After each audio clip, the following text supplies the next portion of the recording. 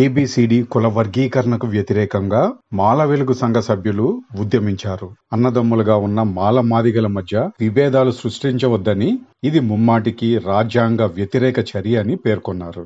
తక్షణమే ఈ వర్గీకరణను ఆపివేయాలని, లేకుంటే మా ఉద్యమాన్ని మరింత తీవ్రతరం చేస్తామని హెచ్చరించారు. ఈ నెల 1వ తారీఖు నాడు సుప్రీంకోర్టు ఏబీసీడీలు వర్గీకరణ కోసం తీర్మానం చేయడం జరిగింది. దానికి వ్యతిరేకంగా మేము మాల సామాజిక వర్గానికి చెందిన సభ్యులు మాల వెలుగు సంఘం, నా పేరు గంగలక్ష్మణ్, దానికి వ్యతిరేకంగా నిన్న మా ఎస్సీలు భక్తుల రాంప్రసాద్, మరి మల్లెల గోపి, మల్లెల వెంకట్రావు గారు, మాలమానాడు చెన్నయ్య గారు నిన్న పిటిషన్ చేయడం జరిగింది.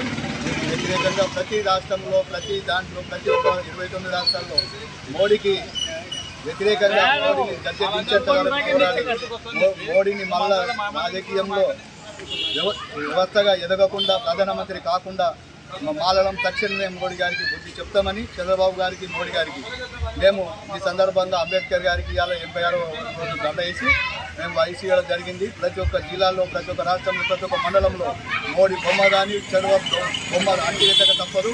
ఈ రాజకీయం జోలికి వస్తే, మా ఎస్సీ వర్గీకరణ జోలికి వస్తే ఖబర్దార్ మోడీ మళ్ళీ జీవితంలో మా దగ్గర రావద్దని చెప్పి మాలను హెచ్చరిస్తున్నాం. మేము అట్టడుగు వర్గాల నుంచి వచ్చినాము, స్లమ్ ఏరియాలో ఉండే వాళ్ళము, మేము రెక్కలితే డొక్కాలని పేదవాళ్ళము, మాకు కులవృత్తిగా మాకు ఏం పని చేసుకోవడానికి లేదు. మేము మాలలో ఉంటున్నాం కానీ మాలానికి ఒక వృత్తి అనేది లేదు. అదే మాదిలకు చెప్పు డప్పు కొట్టుకొని బతకడానికి అవకాశం ఉంది. వాళ్ళకు మీరు వ్యతిరేకంగా మాట్లాడి మాలను కింది స్థాయి నుంచి అనగదొక్కడం ఇది సామాన్యమైన హక్కు కాదు. అంబేద్కర్ ఇచ్చిన మాకు హక్కును మేము కొట్లాడతాం. మీరు ఎవరి నుండి, ఏ గవర్నమెంట్ నుండి మీరు ఇచ్చింది కాదు, మాకు ఇచ్చిన అంబేద్కర్ గారు ఇచ్చిన ఆస్తి మేము కొట్లాడక తప్పదు. మీరు సొంతంగా రాజ్యాంగాన్ని రాసి ఇచ్చేయాలనుకుంటే మందకృష్ణ గారికి 200 వర్గీకరణ ఇవ్వండి, మేము దాన్ని కట్టుబడి జరగండి.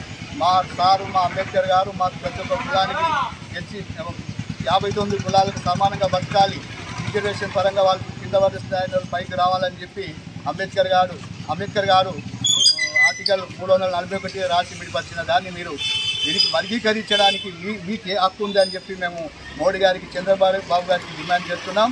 కావాలంటే రాస్తారోకలు చేస్తాం. ప్రతి ఒక్క ఊళ్ళో, ప్రతి ఒక్క దాంట్లో మీ బొమ్మలు తగలబెట్టి మిమ్మల్ని శవయాత్ర తీసేంత వరకు మేము ఇవ్వమని చెప్పి మోడీ గారికి, మేము మన చంద్రబాబు గారికి మేము విన్నవిస్తున్నాము. తక్షణమే దీన్ని మానుకోవాలి. ఎస్సీ ఎస్టీ మాల మాదిగలు ఐక్యంగా కావాలని చెప్పి ఇది మొత్తం పూర్వమార్గం పెట్టింది చంద్రబాబు నాయుడికి మేము వార్నింగ్ ఇస్తున్నాం. ఖచ్చితంగా నీవు దీన్ని విరమించుకుంటే సరిపోయి, లేకపోతే నీ సీఎం కుర్చీ ఇద్దరిని లాగడానికి మేము సిద్ధంగా ఉన్నాం. ఇప్పటికే ఎంపీలు 100 మంది ఎంపీలు మాకు సపోర్ట్ చేశారు. ఇంకా మాయావతి గారు, ఒక డీజీపీ గారు కూడా ఇది చెల్లదని చెప్పి నిన్న మా సుప్రీంకోర్టులో దాఖలు చేయడం జరిగింది. మేము అందరికీ సపోర్ట్ తీసుకొని మీరు మళ్ళా జీవితంలో మీరు ప్రధానమంత్రి, ఆయన సీఎం కాకుండా మేము పోరాడతాం. మాకు న్యాయం చేయాలి. మేము అందరం పుట్టిన వాళ్ళమే, సుప్రీంకోర్టుకి అందరం మేము బిడ్డలమే. అందరికీ సమానంగా హక్కు ఇవ్వాలి, అందరికీ స్వేచ్ఛ, సమానత్వం అన్నీ బతకడానికి ఇవ్వాలి. మీరు మా కులాల మధ్యలో చిచ్చు పెట్టి మీరు దోడుకొని డబ్బు సంపాదించుకొని ప్రధానమంత్రి, ముఖ్యమంత్రి అవుతుండ్రు. అదే మందకృష్ణ గారికి తెలుస్తలేదు. కలిసికట్టుగా మాల మాదిగలు ఏకమై పోరాడితే మనం ఢిల్లీలో కానీ ప్రధానమంత్రి అయ్యే సీటు మనదే, ఇక్కడ ముఖ్యమంత్రి అయ్యే సీటు మనదే. అది మీరు తెలుసుకొని పోరాడండి. మనల్ని కొట్లాట పెట్టి వాళ్ళు జేవులు కట్టుకొని మంచు పెద్ద పెద్ద బిల్డింగ్లు కట్టుకుంటారు. మనం ఎడ ఉన్నోళ్ళం ఆడే ఉంది, కుక్కతోక వంకరలాగా. కలిసికట్టుగా మేము మీ సోదరుగా మాట్లాడుతున్నాం. మందకృష్ణ మాదిగ గారు అందరం కలిసికట్టుగా ఉన్న రిజర్వేషన్ని 15% ఉన్నది 20% చేద్దాం. ప్రతి ఒక్కరికి పంచే విధంగా మనం పోరాడదాం. వర్గీకరణ జోలికి వచ్చే మాత్రం ఖబర్దార్ మోడీ గారికి హెచ్చరిస్తున్నాం. మళ్ళీ జీవితంలో మీరు ప్రైమ్ మినిస్టర్ కావద్దు. చంద్రబాబు కూడా ముఖ్యమంత్రి గారు మీకు కుర్చీ లాగడానికి కూడా మేము వెనకాలమని చెప్పి మేము మాల వెలుగు సంఘం రాష్ట్ర ప్రధాన కార్యాలయం నుండి మేము డిమాండ్ చేస్తున్నాం. తక్షణమే మీరు విరమించుకోవాలి, లేకపోతే ఉద్యమం చేసి మీకు కుర్చీ లాగేంత వరకు ఇవ్వమని చెప్పి మేము డిమాండ్ చేస్తున్నాం. జై మాలమానాడు. నా పేరు బాలచందర్, మాలమాన నాయకుడిని. ఈరోజు జరుగుతున్నటువంటి ఏబీసీడీ వర్గీకరణ ఏదైతే ఉందో దానికి అడ్డుగా బాబాసాహెబ్ అంబేద్కర్ రాసిన రాజ్యాంగం ప్రకారమే, రిజర్వేషన్ ప్రకారంగానే రిజర్వేషన్ పొందపరిచినటువంటిది రాజ్యాంగాన్ని చెడగొట్టడానికి మందకృష్ణ ఎవరు, అటు నుంచి పైన ఉన్న మోడీ ఎవరు, ఇది రాజకీయానికి తప్ప వేరే వారికి సంబంధం లేదు.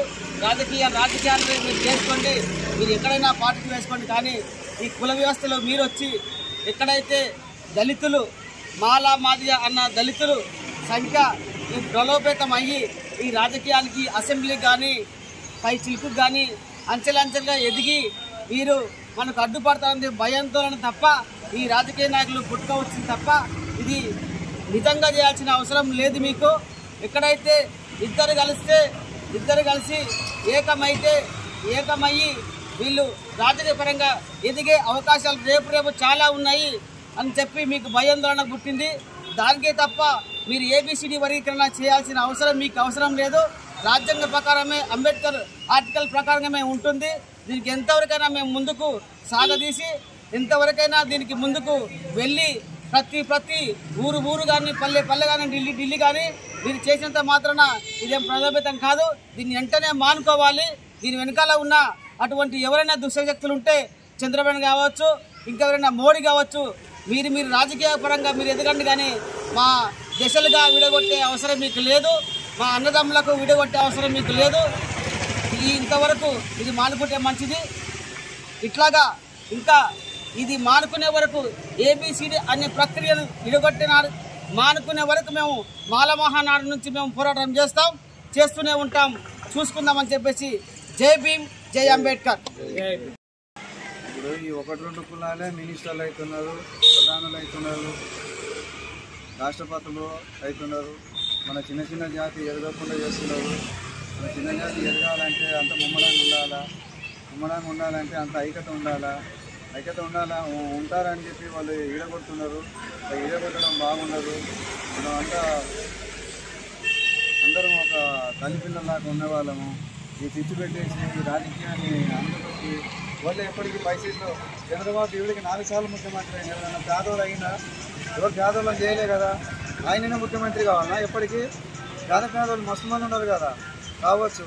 ప్రధాని కూడా మస్తు మంది ఉన్నారు మన వాళ్ళు, కావచ్చు. వాళ్ళు ఎందుకు కానిస్తలేరు? వీళ్ళు 3-4 ఇళ్ళు ముఖ్యమంత్రులు అవుతున్నారు. మనం ఇంతమంది ఉన్నా కూడా ఆడి వరకు పోతలేము.